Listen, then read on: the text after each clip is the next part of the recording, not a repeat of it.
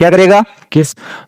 अब नेगेटिव मत लेना कि कोई भी कर सकता, जरूरी नहीं है नर और मादा ही करे। तब स्वाद कब मिलेगा? जब अपनी किस कैसी होगी? स्लो होगी। लेकिन जो ट्रिक बता रहा हूं उसके बाद में इस क्वेश्चन को याद नहीं, बुढ़ापे में भी कोई थप्पड़ मार के पूछेगा तो इस क्वेश्चन का जवाब तुम दोगे, दे दोगे। एक लड़की है और एक लड़का है, तो मैं किधर दौड़ूंगा?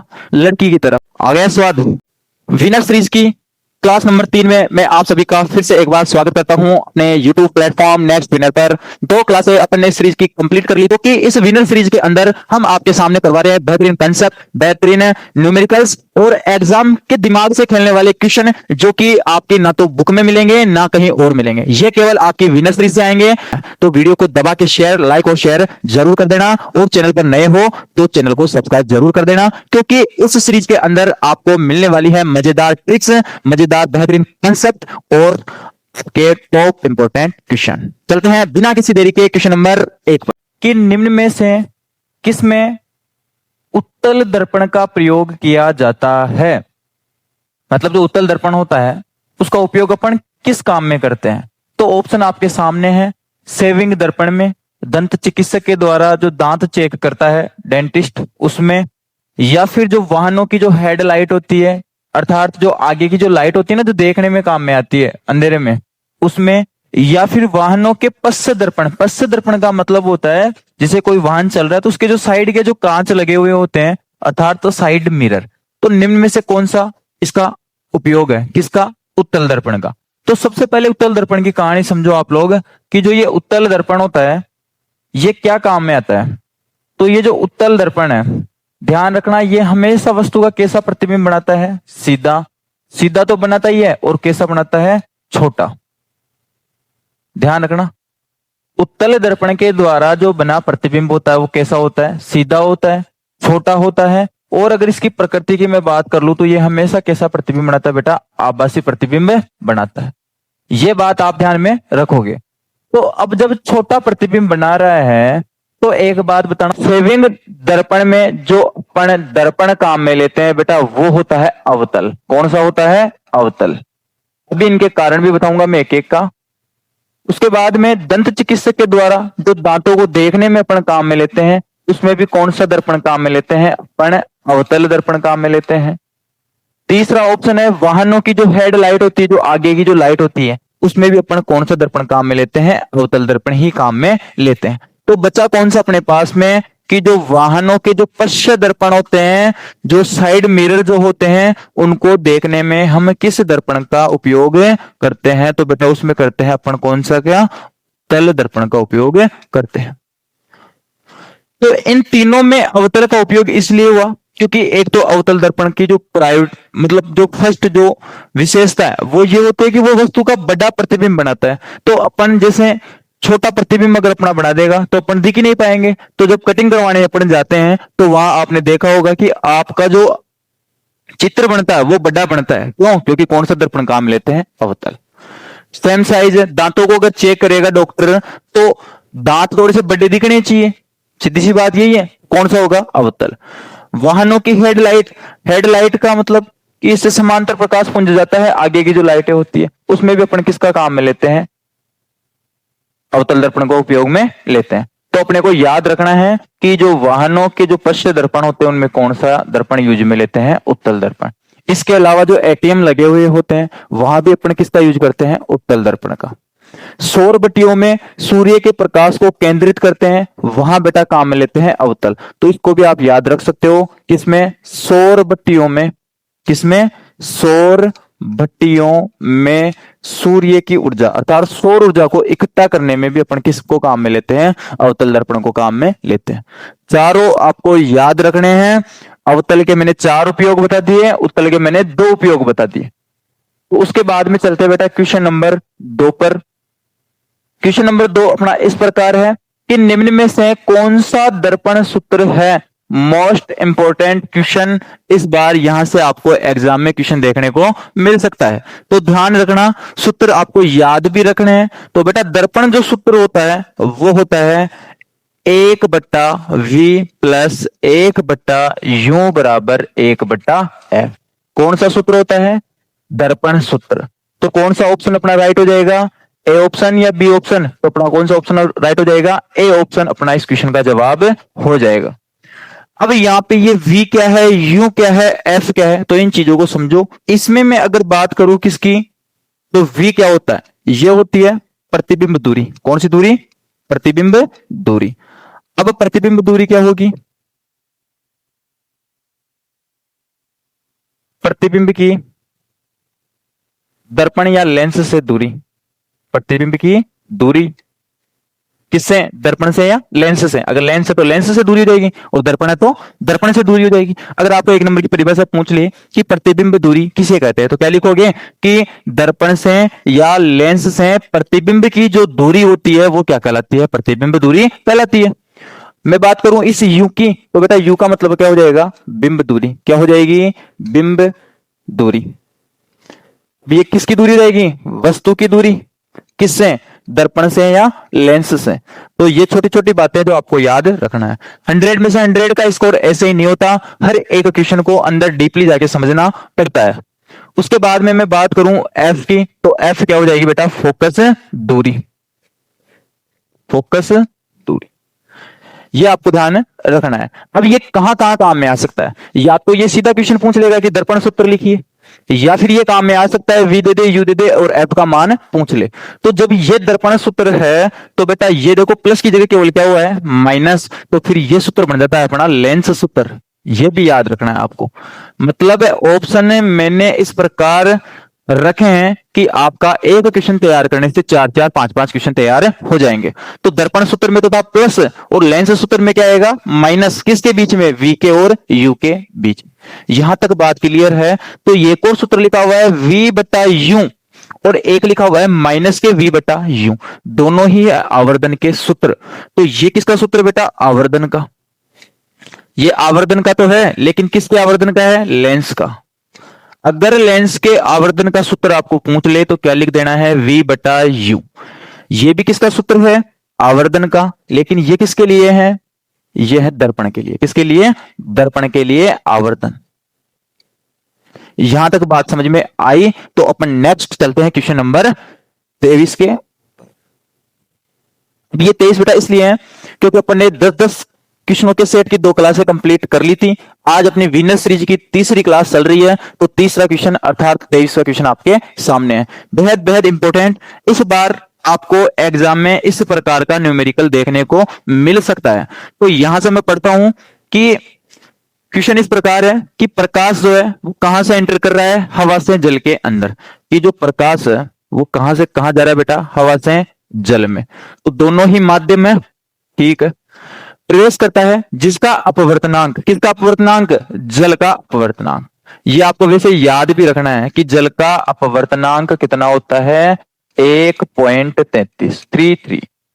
जल का जो अपवर्तनांक दिया गया है 1.33 है।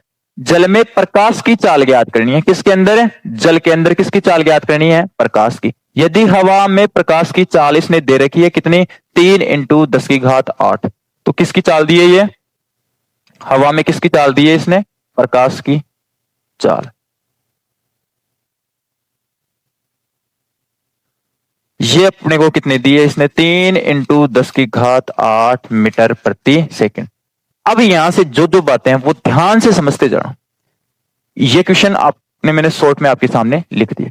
सबसे पहली बात, आपको कभी निर्वात में प्रकाश की चाल पूछ ले। किसमें? निर्वात में। तो बेटा ये जो चाल दे रखी है वो किस में भी होती है? निर्वात में।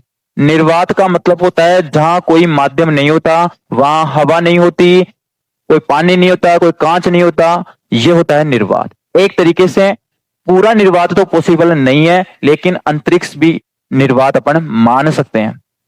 तो ध्यान रखना, निर्वात में अगर आपको प्रकाश की चाल पूछे, डायरेक्ट कितने बताओगे? 3 × 10⁸ मीटर प्रति सेकंड। लेकिन इसने किस में चाल पूछी है? ये नोट करने वाली बात है। इसने पूछी है प्रकाश की चाल किसके अंदर पूछी है? जल के अंदर। किसके अंदर पूछी है? जल के अंदर।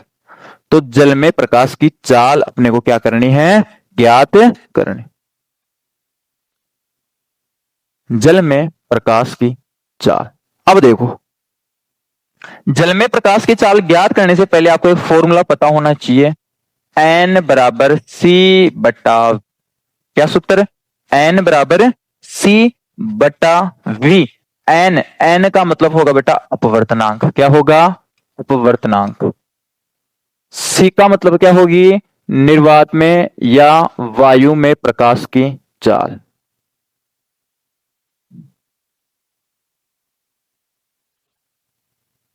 इसका मान आपको वैसे याद ही रखना है। क्यों? क्योंकि एग्जामिनर दे या नहीं दे। और जो वी है ये होती है माध्यम में प्रकाश की चाल। माध्यम में प्रकाश की चाल। ठीक है। अब देखो माध्यम का मतलब यहां ये किसके अंदर चाल पूछना चाह रहा है? प्रकाश की। जल के अंदर। तो अपना जो माध्यम बन गया वो कौन बन गया? जल। मतलब ये पूछना चाह रहा है कि जल के अंदर क्या बताओ? प्रकाश की चाल। अब देखो यहां से एन का मान कितना दिया गया है अपवर्तनांक का? 1.33 रख दिए बराबर। सी का मतलब निर्वात में या वायु में प्रकाश की चाल कितनी दे रखी है? 3 × 10⁸ बटे वी का मतलब माध्यम में प्रकाश की चाल। इसका मतलब क्या हुआ? जल में प्रकाश की चाल। वी वाटर लिख दूं क्या इसको मैं कि पानी में प्रकाश की चाल। इसके नीचे क्या लगाएंगे? एक, और क्या कर देंगे इनको? वज्र गुणा। अर्थात मैं इसको डायरेक्ट ऐसे बोल सकता हूं वी डब्ल्यू मतलब पानी में प्रकाश की चाल। ये कहां चला जाएगा? नीचे। और ये कहां चला जाएगा? ऊपर। तो इसको मैंने साइड में ले लिया, इसको कहां ले जाओ? नीचे।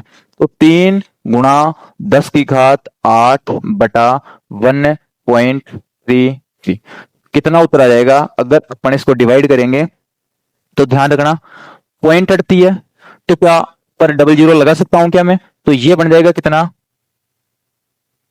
2 जीरो लगेगी। 300 × 10⁸ बटा 133। जब 133 का भाग मैं 300 में देता हूं तो अप्रोक्स 2 से कुछ ज्यादा आएगा। तो कुछ ऑप्शन देखो कुछ ऐसा है कि जो 2 से ज्यादा हो। तो यहां पे मेरे को 2 ऑप्शन ऐसे दिख रहे हैं जो 2 से क्या है? ज्यादा। ये भी है और ये भी है। बाकी 3 बार तो जा ही नहीं रहा, क्योंकि 3 बार जाने का मतलब तो 399 हो गया। तो 2 पॉइंट कुछ आएगा। तो 2 पॉइंट कितना दे रखा है? 2.25 इंटू 10 की घात कितनी है बेटा? 8। कौन सा उत्तर हो जाएगा? इसमें 10 की घात कितनी थी? 6। ये नहीं होगा। कौन सा उत्तर हो जाएगा?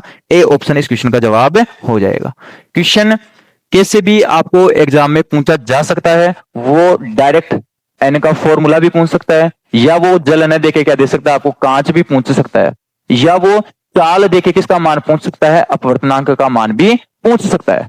इसके बाद में चलते हैं question number 24। Question number 24 previous year पिछले साल के एग्जाम में इस प्रकार का क्वेश्चन पूछा गया था। तो क्वेश्चन को समझना, सबसे पहले इस डायग्राम को आपको समझने की जरूरत है। तो ये डायग्राम है, ये क्या कहना चाह रहा है? तो इसको देखो, यहां ये किरण जा रही है तो ये है प्रिज्म। क्या है बेटा? ये प्रिज्म। क्या है? प्रिज्म। ध्यान रखना इसका। ये प्रिज्म है। जब ये प्रकाश की किरण इस प्रिज्म के पृष्ठ पर क्या होती है? आपतित। तो यहां से मेरे को एक चीज पता चल गई, वो क्या है? तो वो ये है कि जैसे जैसे मैं जिन जिन चीजों को पकड़ता जाऊं उनको आपको नोट करते जाओ, फिर जो क्वेश्चन एग्जाम वाला पूछ रहा है उसका उत्तर अपन दे देंगे। सबसे पहले मैंने एक चीज फाइंड आउट कर ली, वो है आपतित किरण। आपतित किरण का मतलब जो प्रकाश की किरण पृष्ठ के ऊपर आती है। तो कौन सी किरण आ रही है? P Q. कौन सी किरण आ रही है? P Q. उसके बाद में देखो, अगर ये टकराकर इधर लौट जाती तो परावर्तन होता, लेकिन ये कहां से कहां प्रवेश कर गई? कांच, हवा से कांच के अंदर। प्रिज्म क्या है? कांच ही है। तो एक माध्यम से दूसरे माध्यम में चली गई, इसका मतलब इसका क्या हो गया? अपवर्तन है। तो जो ये किरण जा रही है ई एफ, ये किरण कौन सी हो जाएगी? अपनी अपवर्तित किरण। कौन सी हो जाएगी? अपवर्तित किरण। क्योंकि इसने अपना माध्यम चेंज कर लिया, और इस किरण का क्या नाम देंगे बेटा? E F. बात समझ में आई? तीसरी चीज, यहां से फिर ये जो किरण है वो कांच के अंदर से बाहर निकल रही है। कहां? हवा के अंदर निकल रही है क्या ये वाली किरण? तो बेटा इस किरण को बोलते हैं अपन निर्गत किरण। कौन सी किरण है? निर्गत। निर्गत का मतलब बाहर निकलने वाली किरण। तो कौन सी किरण निकल रही है बाहर? R S. क्या दिखा? R S. ये तो हो गई किरणों की बात। यहां 2 चीजें दे रखी है। तो जब कोई प्रकाश की किरण आपतित होती है तो इस पृष्ठ पे आपतित हुई, तो यहां से एक लंब डाला गया जिसको बोलते हैं बेटा अभिलंब। तो यहां ये क्या बन जाएगा? अभिलंब। अभिलंब कौन सा होगा? एन और एन डैश।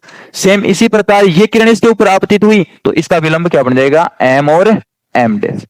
तो किरणों की बातों खत्म। अब आते हैं कोणों के ऊपर। आपतित किरण और अभिलंब के बीच जो बनने वाला कोण होता है उसको बताया था मैंने, क्या बोलते हैं? आपतन कोण। क्या बोलते हैं? आपतन कोण। और आपतन कोण का मान यहाँ कितना दे रखा है बेटा, आई। कितना दे रखा है, आई। उसके बाद में चलते हैं अपन आगे। फिर प्रकाश की किरण बाहर निकली, निकली, देखो यहां से यहां भी कौन बन रहा है, आर। क्या बन रहा है, आर।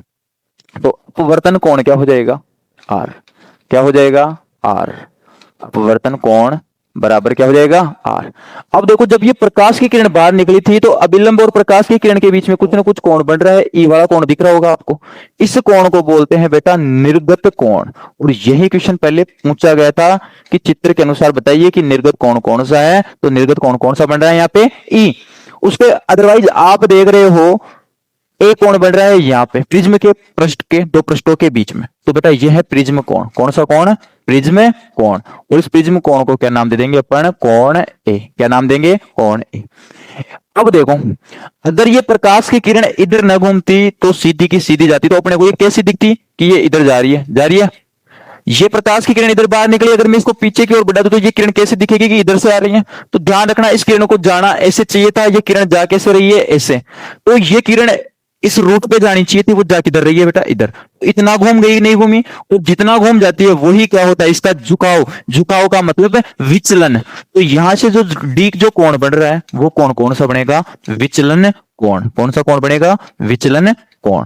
ये इंपॉर्टेंट बातें थी जो मैंने आपको सभी की सभी क्या करवा दी, नोट। अब क्वेश्चन पे चलो कि क्वेश्चन क्या पूछना चाह रहा है। तो क्वेश्चन पूछना चाह रहा था कि विचलन कोण को प्रदर्शित कर रहा है। तो विचलन का मतलब कितनी किरण घूम गई। इस किरण को जाना ऐसे चाहिए था, जा ऐसे रही है, तो इसका मतलब वो इतना कोण घूम गई। और यहां इसने क्या रखा है, डी रखा है। तो इसका मतलब कौन सा कोण हो जाएगा अपने पास में, विचलन कोण F4 आंटी। इस क्वेश्चन का जवाब हो जाएगा।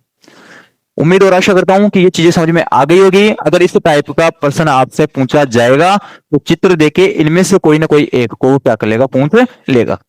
अब बिना किसी देरी के चलते हैं क्वेश्चन नंबर 25 पे। क्वेश्चन नंबर 25 क्या है कि स्वच्छ आकाश का जो रंग होता है, ध्यान रखना, वैसे आकाश का जो रंग होता है वैसे कैसा होता है, काला होता है। लेकिन स्वच्छ जो आकाश होता है उसका रंग कैसा होता है, नीला। अंतरिक्ष यात्री जब अंतरिक्ष में होता है तो उसको यही आकाश कैसा दिखाई देता है, काला दिखाई देता है। उसका कारण है अपनी पृथ्वी पे वायुमंडल है, जबकि अंतरिक्ष में क्या नहीं है, वायुमंडल नहीं है। तो जो प्रकाश की जो किरणें होती है उनका क्या नहीं हो पाता, परिकिरणन नहीं हो पाता। एक बेहद शानदार जुगाड़ बता रहा हूं, जिस बच्चे ने इस जुगाड़ को छोड़ दिया मान लेना इस क्वेश्चन को रटते रहना। ध्यान रखना कभी भी अगर क्वेश्चन के अंदर घटना में रंग की बात हो रही हो, किसकी बात हो रही हो, रंग की बात अगर हो रही हो तो आंख बंद करना और चिपका देना प्रकीर्णन। क्या चिपका देना, प्रकीर्णन। अगर रंग की बात नहीं हो रही, किसकी बात है, रंग की बात नहीं हो रही, तो आप तुक्का मार सकते हो किसके अंदर है, अपवर्तन के अंदर। अपवर्तन। कलर की बात हो रही है तो प्रकीर्णन लगा दो, कलर की बात नहीं हो रही तो क्या लगा दो, अपवर्तन लगा दो। बहुत तगड़ा जुगाड़ है। अब क्वेश्चन के ऊपर आ जाओ कि आकाश का रंग कैसा, नीला किस कारण से होता है। तो बोलो क्वेश्चन के अंदर कलर की बात हुई या नहीं हुई। आप बोलोगे कि हुई, तो आंख बंद करो और किसको चिपका दो, प्रकीर्णन के कारण। C4 करीना। इस क्वेश्चन का क्या हो जाएगा, जवाब हो जाएगा। अब यहां से ऑप्शन भी थे, वायुमंडलीय अपवर्तन भी था, परावर्तन भी था, उपरोक्त सभी, ये तो था ही नहीं। तो प्रकीर्णन क्यों आया, बात समझ में आई। अब और एक्स्ट्रा एग्जांपल मैं आपको बता रहा हूं ताकि आपको ये चीजें समझ में आ जाए। जैसे मैं बोलूं कि तारों का टिमटिमाना, किसका, तारों का टिमटिमाना। तारों का टिमटिमाना कि तारे टिमटिमा रहे हैं, तो ये किस घटना पर आधारित है। इसको आप पढ़ो, क्या इसके अंदर कलर की बात हुई है क्या, आप बोलोगे नहीं, तो फिर प्रकीर्णन होगा या अपवर्तन होगा। सीधा सा जुगाड़ है, अपवर्तन। क्यों, कलर की बात ही नहीं हुई। मैं बोलूं कि खतरों के जो संकेत होते हैं वो कैसे बनाए जाते हैं, लाल रंग के। खतरों के जो संकेत होते हैं बेटा वो कैसे होते हैं, लाल रंग के बनाए जाते हैं। क्यों, ये भी सभी कारण क्या हो जाएगा, किरण। कारण इसमें कलर की बात हो गई लाल रंग के। बात समझ में आई। सूर्य, सूर्य उदय होने से पहले और सूर्यास्त के बाद में भी दिखाई देता है। सूर्य दिखाई देता है, सूर्यास्त हो या सूर्य उदय हो भी क्या दिखाई देता है, सूर्य। तो इसमें बताओ क्या कलर की बात हुई है, तो आप बोलोगे नहीं, तो इसका कारण कौन हो जाएगा, अपवर्तन। तो यही क्वेश्चन मैं घुमा के दे दूं कि सूर्य सूर्यास्त के समय या सूर्य उदय के समय सूर्य कैसा दिखाई देता है, रक्ताभ दिखाई देता है। रक्ताभ का मतलब है रक्त जैसा लाल रंग का। तो इस क्वेश्चन का जवाब क्या हो जाएगा, प्रकीर्णन हो जाएगा। ग्लास के अंदर कोई पेंसिल रखी हुई है, वो ऊपर उठी हुई दिखाई देती है, या फिर सिक्का जो है वो किसी पानी के अंदर पड़ा हुआ है तो अपने को वो क्या करता है, उठा हुआ दिखाई देता है। इसका कारण क्या, इसमें कोई कलर की बात हुई नहीं, तो इसका कारण कौन हो जाएगा, विवर्तन। तो मैं बोल सकता हूं कि जल में रखे सिक्के का ऊपर उठाई देना, जल में रखे सिक्के का ऊपर उठाई देना, उठा दिखाई देना, तो इसका कारण कौन होगा, इसमें कोई कलर की बात नहीं हुई, तो कौन उत्तर हो जाएगा, अपवर्तन। ये बहुत इंपॉर्टेंट ट्रिक जो मैंने बताई है मेरे एक्सपीरियंस के आधार पर, तो ये आपके एग्जाम में काम में आने वाली है। नेक्स्ट चलते हैं, क्वेश्चन नंबर 26। निम्न में से कौन सा प्रतीक बैटरी को प्रदर्शित करता है, ये बेटा काम में आएगा आपके कब, तब आप इन चीजों को समझोगे कि परिपथ में कौन कौन से उपकरण काम में लिए जाते हैं। तो सबसे पहले देखो, ये डायग्राम आपको दिख रहा होगा, ये वाला, इसमें जो बड़ा टर्मिनल है वो पॉजिटिव है, छोटा वाला किसका है, माइनस का। तो मैं इसको पर्सनली अगर अलग बनाने की कोशिश करूं, ये प्लस है और ये किसका है, माइनस का। देखो इसमें एक ही है, इसको बोलते हैं बेटा क्या, पता है आपको क्या बोलते हैं इसको, सेल बोलते हैं या बैटरी बोलते हैं, इसको बोलते हैं सेल। क्या बोलते हैं, सेल। ध्यान रखना, सिंगल अगर है तो सेल है। अब इसमें देखो, इसमें आपको दिख रहा होगा एक सेल, दो सेल, तीन सेल, इसका मतलब ये बन गई बैटरी।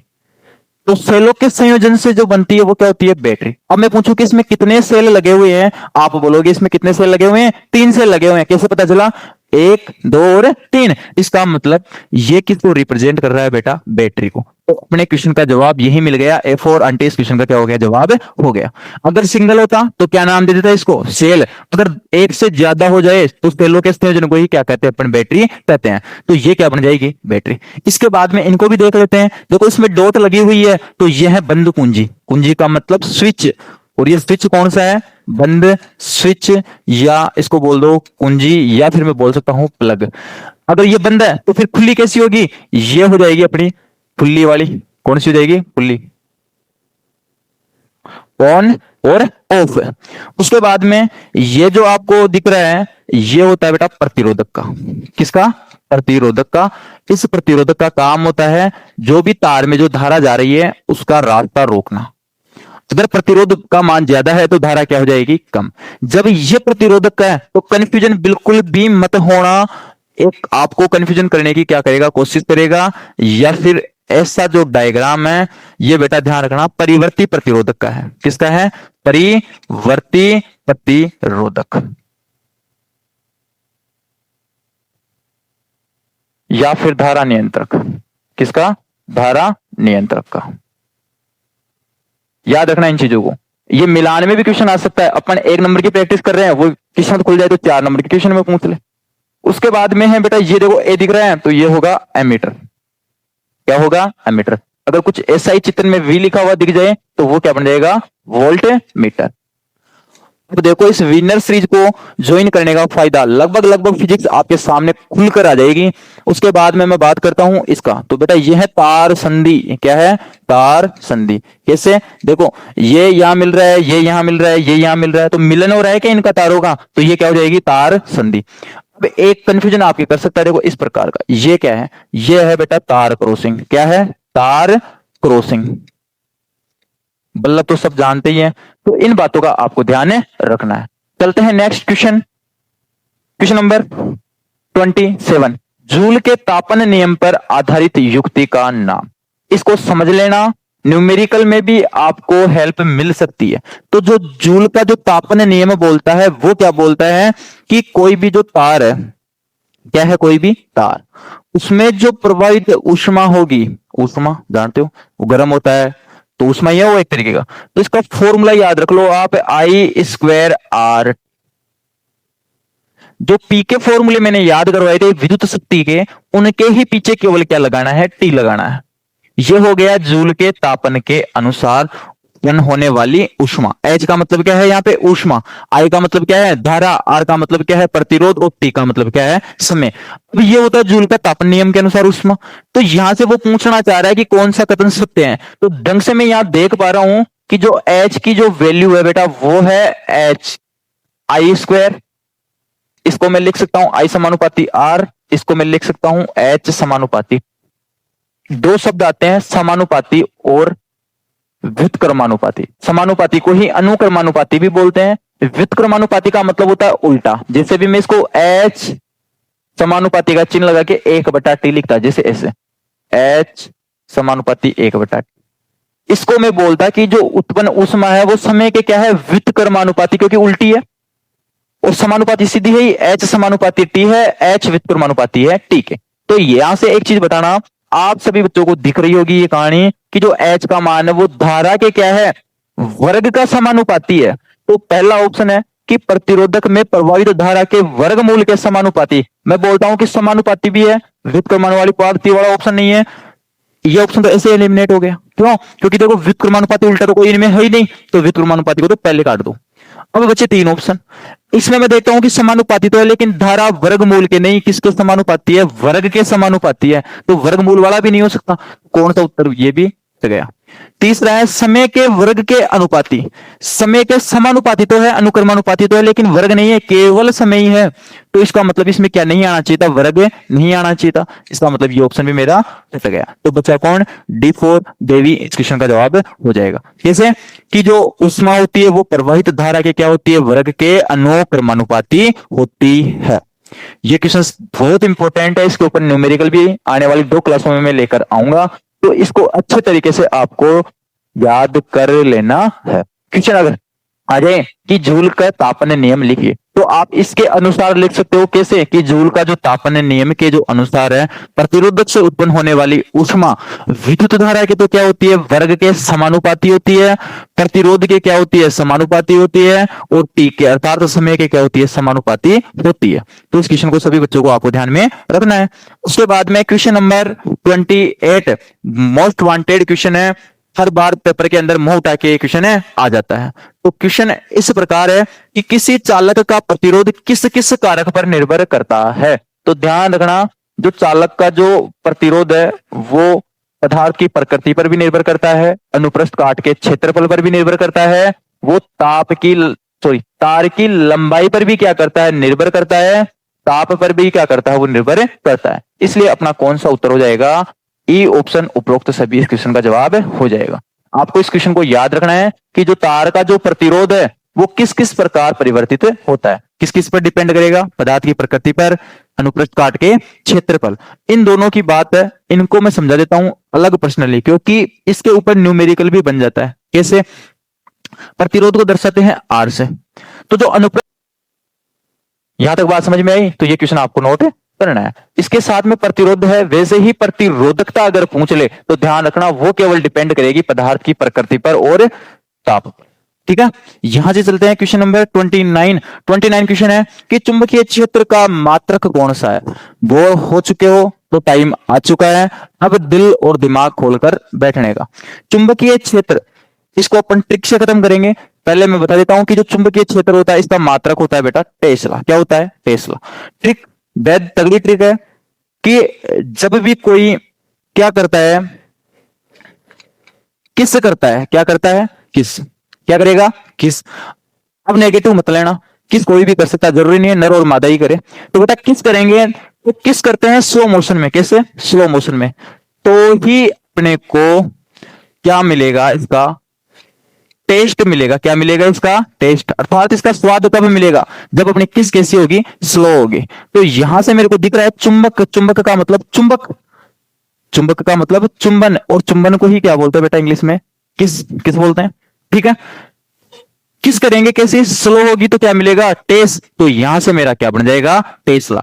टेस्ला, टेस्ट मतलब टेस्ट, स्ला, स्ला का मतलब है स्लो। तो याद रखना है कि किस अगर कैसी होगी, स्लो होगी तो क्या मिलेगा, टेस्ट, अर्थात चुंबकीय क्षेत्र का मात्रक क्या बन जाएगा, टेस्ला। आ गया स्वाद। उसके बाद में ओस्टेड, ये जो ओस्टेड होता है ये किसका मात्रक होता है, ये होता है चुंबकीय क्षेत्र की तीव्रता। किसकी, चुंबकीय क्षेत्र की तीव्रता।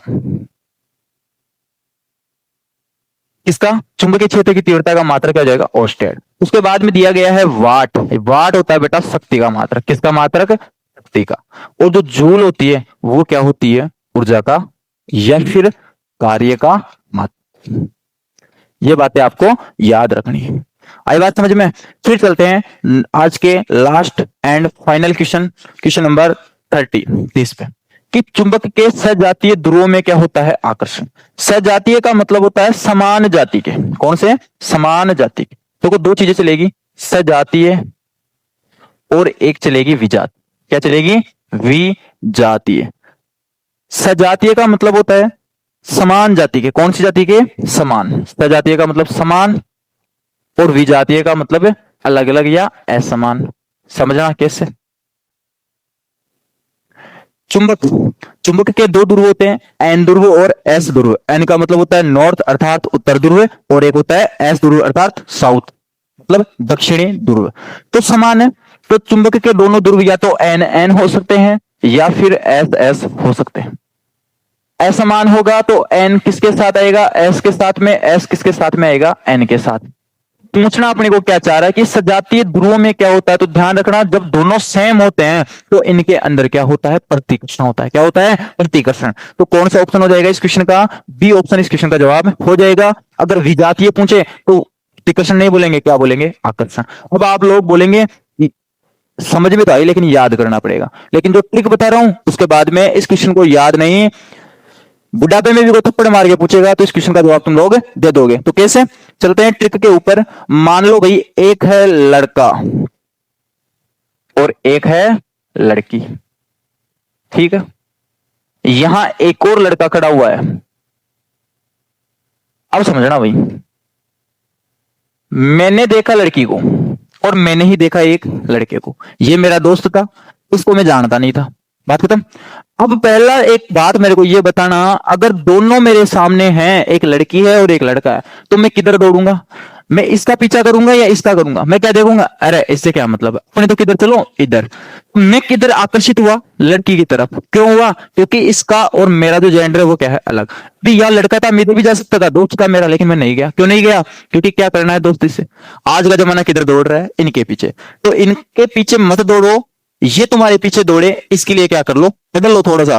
तो ध्यान रखना इस चीज को, लड़का लड़की की तरफ दौड़ रहा है, इसका मतलब मैं बोल सकता हूं कि दोनों की जो कैटेगरी है वो अलग अलग है। ये लड़का है, ये लड़की है, तो देखो दोनों मैं इसकी तरफ आकर्षित हुआ, मतलब मैं बोल सकता हूं कि अगर अपोजिट आया मतलब दूसरा आया तो आकर्षित हो रहा है। इस लड़के से मैं दूर हो गया, मतलब क्या हो गया? प्रतिकर्षित हो गया। तो यही इस क्वेश्चन का जवाब था कि अगर समान समान है, लड़का और लड़का समान थे तो क्या हुआ? प्रतिकर्षित। और लड़की थी तो क्या हुआ?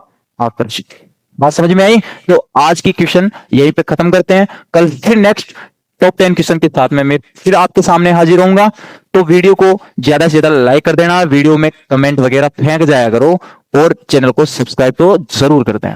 धन्यवाद, मिलते हैं नेक्स्ट क्लास के साथ में। Love you.